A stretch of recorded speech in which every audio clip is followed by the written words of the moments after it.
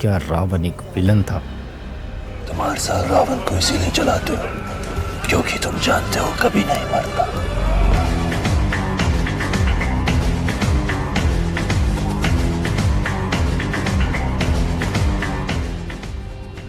वो किसी का जानबूझ के नहीं मारना चाहता था।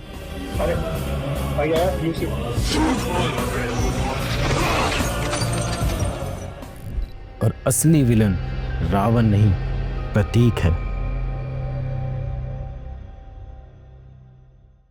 देखो, सबसे पहले तुम लोग को एक बात सिंपल से बता दूं, ये एक फिक्शनल स्टोरी है एंड इस फिक्शनल स्टोरी में जितने भी मेरे को एलिमेंट्स मिले उस हिसाब से मैं तोड़ मरोड़ के तुम लोग को स्टोरी बताने वाला हूँ एंड तुम लोग मेरी बात से एग्री भी करने वाले हो एंड डिसएग्री भी करने वाले हो बहुत ज्यादा इस वीडियो से। सो सबसे पहले पॉइंट की बात देके चलते हैं कि रावण एक इंसान नहीं, प्रोग्राम था। इसको अगर तुम लोगों ने माइंड में बैठा लिया और सोच ले कि यार रावण एक प्रोग्राम था एंड उसको जिस चीज के लिए बनाया गया है उसको इवॉल्व करते जाना, उसके पूरे कोड में यही लिखा हुआ है कि bro you are the superior and तू इतना ज्यादा सुपीरियर है, तू अपने लेवल को जीतने के लिए ना कुछ भी कर सकता है, चाहे इस दुनिया को तबाह ही करना क्यों ना हो, तुझे लेवल जीतने हैं। और रावण भाई को सिर्फ इस बात पर गुस्सा आया था ना कि यार लूसीफर नाम के बंदे ने उसे हरा कैसे दिया एंड लेवल 3 तक कैसे पहुंच गया एंड इसी बात का बदला लेने वो निकल जाता है अपने गेम से बाहर एंड लूसीफर को ढूंढता रहता है पूरे मुल्क में, लेकिन उसको मिलता नहीं है क्योंकि उसका असली नाम क्या होता है? प्रतीक।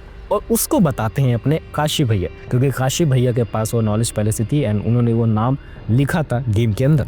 और एक बात याद में रखना कि रावण को भाई किसी से भी घृणा नहीं थी, वो सिर्फ अपना लेवल पूरा करने के लिए बाहर आया था क्योंकि वो लेवल प्रतीक बीच में ही छोड़ के बाहर निकल चुका था, क्योंकि लेवल 3 चल रहा था उस टाइम पे, याद करो, एंड वो बीच में ही छोड़ के आ गया था एंड रावण को सिर्फ अपनी फिल्म पूरी करनी थी। नहीं, रावण को सिर्फ अपना गेम पूरा करना था, ना कि किसी को पर्सनली दुश्मनी थी उससे। और शेखर ने ना उसे इतनी ज्यादा unlimited powers they the, means of it कि यार वो रूप बदल सकता है, वो जीवन से बहुत ज्यादा शक्तिशाली है और वो ऐसे करतब कर सकता है ना जो जीवन कभी सोच ही नहीं सकता। वो टाइम के साथ डेवलप हो सकता है, टाइम के साथ अपने एबिलिटी को बढ़ा सकता है। और शेखर ने रावण को इतना ज्यादा पावरफुल इसीलिए ही बनाया ताकि प्रतीक को बहुत ज्यादा पसंद है एंड प्रतीक चाहता था कि उसके पास इतना ज्यादा पावरफुल विलन हो जिसको हराने में उसे मजा सा आ जाए। एंड इस बात से तुम लोगों को पता लगने लगा होगा कि भाई रियल विलन कौन है, बट अभी इस बात को और ज्यादा जस्टिफाई करके तुम लोगों को सामने बताता हूँ। और रावण ने जो भी किया ना अपने कोडिंग के अनुसार किया, लाइक उसके अंदर जो भी गेम्स के कोड्स लिखे गए तो उसके अंदर यही बताया गया था कि भाई जो भी तेरा सामने वाला विक्टिम होगा, जो जीवन बनेगा, उसको हराना है एंड उसको इस तरीके से हराना है कि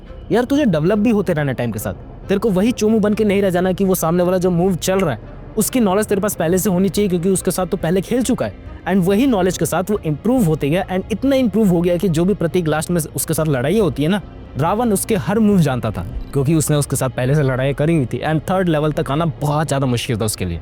और रावण को शेखर को मारने का भी कोई इंटेंशन नहीं था, उसका सिर्फ यही मेन गोल था कि यार उसने मेन झूठ बोला है एंड उसने अपने आप को लूसीफर बताया।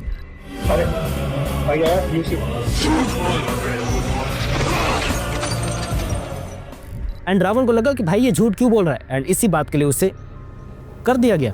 एंड तुम लोग को लगता है कि रावण अभी भी बुरा, तो अभी और सुनो कि भाई वो जो मशीन बनी हुई वो जीतने के लिए बनी हुई है, उस मशीन का कोई और मोटिव बचा ही नहीं है लाइफ में, मीन्स ऑफ इट कि भाई बाहर निकलना एंड लूसीफर को ना ढूंढ निकालना है। भले भाई उसकी सेंस ना हो कि ब्रो वो कैसा दिखता है, बस उसके नाम ही से उसको इंटरनेट पर ढूंढना है, वो भी नहीं हो रहा है इनसे, वो बात साइड में लेकर चलेंगे क्योंकि ये 2011 की मूवी है एंड हम उस टाइम पे सिर्फ नॉस्टैल्जिया याद कर रहे थे। और देखो आजकल के एआई ना बहुत ज़्यादा टाइम के साथ डेवलप होते रह रहे हैं, मीन्स ऑफ इट कि यार वो अपने आप भी सीख रहे एंड उसको बिना प्रॉम्प्ट का चलाया नहीं जा रहा। लेकिन रावण उस टाइम पे ऐसा एआई बन चुका था ना कि पीछे उसके कोई भी कमांड नहीं चल रही, लेकिन तब भी वो अपनी दिमाग से एक्शंस ले रहा था एंड दिमाग से एक्शन लेने वाला काम एक ही प्राणी कर सकता है, दैट वाज ह्यूमन एंड वो ह्यूमन की तरह सोचने लगा था।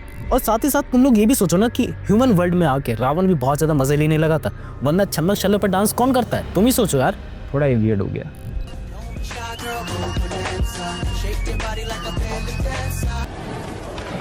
ओके।